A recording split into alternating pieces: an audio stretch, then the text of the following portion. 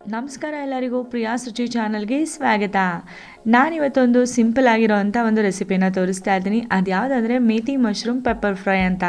ತುಂಬಾ ಕಡಿಮೆ ಸಮಯದಲ್ಲಿ ಅಂದರೆ ಒಂದು 10 ನಿಮಿಷದಲ್ಲೇ ಇದನ್ನು ರೆಡಿ ಮಾಡ್ಕೊಂಡ್ಬಿಡ್ಬೋದು. ತುಂಬಾ ಸಕ್ಕತ್ತಾಗಿರುತ್ತೆ. ಇದನ್ನು ಚಪಾತಿ ಜೊತೆ ತಿನ್ಬೋದು, ರೊಟ್ಟಿ ಜೊತೆ, ಹಾಗೆ ಗೀ ರೈಸ್ ಜೊತೆ, ಅಥವಾ ಹಾಗೆ ನೀವು ಸ್ಟಾರ್ಟರ್ ಆಗಿ ಕೂಡ ತಿನ್ಬೋದು. ತುಂಬಾ ಚೆನ್ನಾಗಿರುತ್ತೆ. ತುಂಬಾ ಸಿಂಪಲ್ ಆಗಿರೋವಂಥ ಒಂದು ಡಿಶ್ ಇದು. ಇದನ್ನು ಮಾಡೋದಕ್ಕೆ ನಾನು 200 ಗ್ರಾಮಷ್ಟು ಮಶ್ರೂಮ್ನ ಚೆನ್ನಾಗಿ ತೊಳೆದು ಈ ಥರ ಕಟ್ ಮಾಡಿ ಇಟ್ಕೊಂಡಿದ್ದೀನಿ. ಹಾಗೆಯೇ ಒಂದು ದೊಡ್ಡ ಕಪ್ನಷ್ಟು ಮೆಂತ್ಯ ಸೊಪ್ಪು ತೊಗೊಂಡಿದ್ದೀನಿ. ಅದನ್ನು ಕೂಡ ಚೆನ್ನಾಗಿ ತೊಳೆದು ಕಟ್ ಮಾಡಿ ತೆಗೆದಿಟ್ಕೊಳ್ಬೇಕು. ಒಂದು ದೊಡ್ಡ ಕಪ್ಪಷ್ಟು ಬೇಕಾಗುತ್ತೆ. ಈಗ ನಾನು ಒಂದು ಚಿಕ್ಕ ಕಡಾಯಿ ತೊಗೊಳ್ತಾ ಇದ್ದೀನಿ. ಕಡಾಯಿಗೆ ನಾನು 1 ಟೇಬಲ್ ಸ್ಪೂನಷ್ಟು ಬೆಣ್ಣೆ ಹಾಕೊಳ್ತಾ ಇದ್ದೀನಿ.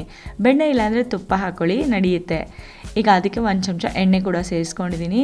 ಈಗ ಬೆಣ್ಣೆ ಪೂರ್ತಿ ಕರಗೋವರೆಗೂ ನಾವು ವೆಯ್ಟ್ ಮಾಡಬೇಕಾಗುತ್ತೆ.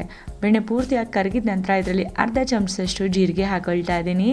ಜೀರಿಗೆ ಜೊತೆಗೆ ಈರುಳ್ಳಿ ಕೂಡ ಹಾಕೊಳ್ತಾ ಇದ್ದೀನಿ. ಈರುಳ್ಳಿನ ಒಂದು ದೊಡ್ಡ ಸೈಜ್ ಈರುಳ್ಳಿನ ತೆಳ್ಳಗೆ ಸ್ಲೈಸ್ ಮಾಡಿ ನಾನು ಹಾಕ್ಕೊಂಡಿದ್ದೀನಿ.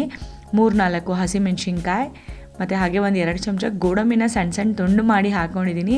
ಅದು ಮಶ್ರೂಮ್ ಜೊತೆ ಮಧ್ಯೆ ಮಧ್ಯೆ ತಿನ್ನೋಕ್ಕೆ ಸಿಕ್ಕರೆ ಚೆನ್ನಾಗಿ ಅನಿಸುತ್ತೆ. ಹಾಗಾಗಿ ಈಗ ಈರುಳ್ಳಿ ಸ್ವಲ್ಪ ಸಾಫ್ಟ್ ಆಗೋ ತನಕ ಚೆನ್ನಾಗಿ ನಾವು ಫ್ರೈ ಮಾಡ್ಕೊಳ್ಬೇಕು.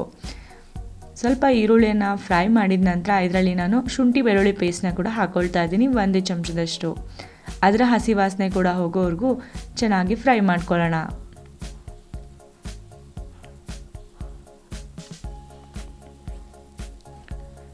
ಈಗ ಚೆನ್ನಾಗಿ ಫ್ರೈ ಮಾಡ್ಕೊಂಡಿದ್ದೀನಿ. ಈಗ ನಾನು ಇದರಲ್ಲಿ ಮಶ್ರೂಮ್ನ ಹಾಕ್ಕೊಂಡಿದ್ದೀನಿ. 200 ಗ್ರಾಮ್ನಷ್ಟು ಮಶ್ರೂಮ್ನ 1-2 ಪೀಸ್ ಮಾಡ್ಕೊಂಡಿದ್ದೀನಿ. ಚೆನ್ನಾಗಿ ತೊಳೆದಿಟ್ಕೊಂಡಿದ್ದೀನಿ. ಹಾಗೆಯೇ ಮೆಂತ್ಯ ಸೊಪ್ಪನ್ನು ಕೂಡ ಹಾಕ್ಕೊಳ್ತಾ ಇದ್ದೀನಿ. 1 ಕಪ್ನಷ್ಟು ಮೆಂತ್ಯ ಸೊಪ್ಪು, ದೊಡ್ಡ ಕಪ್ನಷ್ಟು. ಈಗ ರುಚಿಗೆ ತಕ್ಕ ಹಾಗೆ ಒಂದು ಅರ್ಧ ಚಮಚ ಉಪ್ಪು ಹಾಕ್ಕೊಳ್ತಾ ಇದ್ದೀನಿ. ಒಂದು ಚಿಟಿಕೆಯಷ್ಟು ಇಂಗನ್ನು ಹಾಕಿದ್ದೀನಿ. 1/4 ಚಮಚ ಅರಿಶಿನ, ಅರ್ಧ ಚಮಚದಷ್ಟು ಜೀರಿಗೆ ಪುಡಿ ಹಾಕ್ಕೊಳ್ಳೋಣ. ಅರ್ಧ ಚಮಚದಷ್ಟು ಧನಿಯಾ ಪುಡಿ, ಅರ್ಧ ಚಮಚದಷ್ಟು ಕಾಳು ಮೆಣಸಿನ ಪುಡಿ ಎಲ್ಲವನ್ನು ಹಾಕಿ ಚೆನ್ನಾಗಿ ಮಿಕ್ಸ್ ಮಾಡ್ಕೊಳ್ಬೇಕು. ನೀವು ಮೆಂತ್ಯ ಸೊಪ್ಪು ಇದ್ದರೆ ಹಾಕ್ಕೊಳ್ಳಿ, ಮೆಂತ್ಯ ಸೊಪ್ಪು ಇಲ್ಲ ಅಂದರೆ ನೀವು ಸ್ಕಿಪ್ ಕೂಡ ಮಾಡ್ಕೊಳ್ಬೋದು. ಕೇವಲ ಮಶ್ರೂಮ್ ಪೆಪ್ಪರ್ ಫ್ರೈ ಕೂಡ ಸೂಪರ್ ಆಗಿರುತ್ತೆ. ಅದರ ಮೆಂತ್ಯ ಸೊಪ್ಪು ಹಾಕ್ಬಿಟ್ರಂತೂ ಅದ್ಭುತವಾದ ರುಚಿ ಅಂತಲೇ ಹೇಳ್ಬೋದು. ಈಗ ಮೆಂತ್ಯ ಸೊಪ್ಪನ್ನು ಹಾಕಿ ಚೆನ್ನಾಗಿ ಫ್ರೈ ಮಾಡಿದ ನಂತರ ಒಂದು 2 ಚಮಚದಷ್ಟು ಗೋಡಂಬಿಯನ್ನು ಹಾಕಿ ನಾನು ಒಂದು ಮಿಕ್ಸರ್ ಜಾರಲ್ಲಿ ಪೌಡ್ರ್ ಮಾಡ್ಕೊಳ್ತೀನಿ. ಅಲ್ಲಿ ತನಕ ಇದನ್ನು ಲಿಡ್ನ ಕ್ಲೋಸ್ ಮಾಡಿ 5 ನಿಮಿಷ ಚೆನ್ನಾಗಿ ಬೇಯಿಸ್ಕೊಳ್ತೀನಿ. ನೋಡಿ, 5 ನಿಮಿಷಗಳ ನಂತರ ಯಾವ ರೀತಿಯಾಗಿ ನೀರು ಬಿಟ್ಟಿದೆ ಅಂತ. Mushroom already 80% ಬೆಂದೋಗ್ಬಿಟ್ಟಿದೆ. ಇನ್ನೇನು ಸ್ವಲ್ಪ ಬೇಯಿಸ್ಕೊಂಡ್ರೆ ಸಾಕು. ಈಗ ಗೋಡಂಬಿ ಪೌಡರ್ ಕೂಡ ತಯಾರಾಗಿದೆ. ಆ ಗೋಡಂಬಿ ಪುಡಿಯನ್ನು ಕೂಡ ನಾನು ಇದರಲ್ಲಿ ಹಾಕ್ಕೊಂಡಿದ್ದೀನಿ. ಅದ್ರ ಜೊತೆಗೇ ಫ್ರೆಶ್ ಕ್ರೀಮ್ 2 ಚಮಚದಷ್ಟು ಹಾಕ್ಕೊಳ್ತಾ ಇದ್ದೀನಿ. ಅಮೂಲ್ ಫ್ರೆಶ್ ಕ್ರೀಮ್ ಅಥವಾ ಯಾವುದಾದ್ರೂ ಬ್ರ್ಯಾಂಡ್ ಫ್ರೆಶ್ ಕ್ರೀಮ್ ಇದ್ದರೆ ಹಾಕ್ಕೊಳ್ಳಿ. ಅದು ಯಾವುದೂ ಇಲ್ಲ ಅಂದರೆ ಮನೆಯಲ್ಲೇ ಹಾಲು ಕಾಯಿಸಿದಾಗ ಬರೋ ಹಾಲಿನ ಕೆನೆ ಕೂಡ ಹಾಕ್ಕೊಳ್ಬೋದು. ಹಾಗೆಯೇ ಒಂದು ಅರ್ಧ ಚಮಚದಷ್ಟು ಗರಂ ಮಸಾಲ ಪುಡಿಯನ್ನು ಕೂಡ ಹಾಕ್ಕೊಂಡಿದ್ದೀನಿ. ಒಳ್ಳೆ ಟೇಸ್ಟ್ ಬರುತ್ತೆ. ನೀವು ಫ್ರೆಶ್ ಕ್ರೀಮ್ ಮತ್ತು ಗರಂ ಮಸಾಲ ಪುಡಿಯನ್ನು ಕೂಡ ಹಾಕಿದ ನಂತರ ಚೆನ್ನಾಗಿ ಮಿಕ್ಸ್ ಮಾಡ್ಕೊಳ್ಳಿ. ಮಿಕ್ಸ್ ಮಾಡ್ಕೊಂಡ್ಮೇಲೆ ಕೇವಲ 5 ನಿಮಿಷ ಸಣ್ಣ ಉರಿಯಲ್ಲಿಟ್ಟು ನೀವು ಬೇಯಿಸ್ಕೊಂಡ್ಬಿಟ್ರೆ ಮೇಥಿ ಮಶ್ರೂಮ್ ಪೆಪ್ಪರ್ ಫ್ರೈ ತಯಾರಾಗಿಬಿಡುತ್ತೆ. ಇದನ್ನು ನೀವು ಹಾಗೆಯೇ ಒಂದು ಬೌಲ್ಗೆ ಹಾಕ್ಕೊಂಡು ಕೂಡ ತಿನ್ಬಿಡ್ಬೋದು, ಸೂಪರಾಗಿರುತ್ತೆ.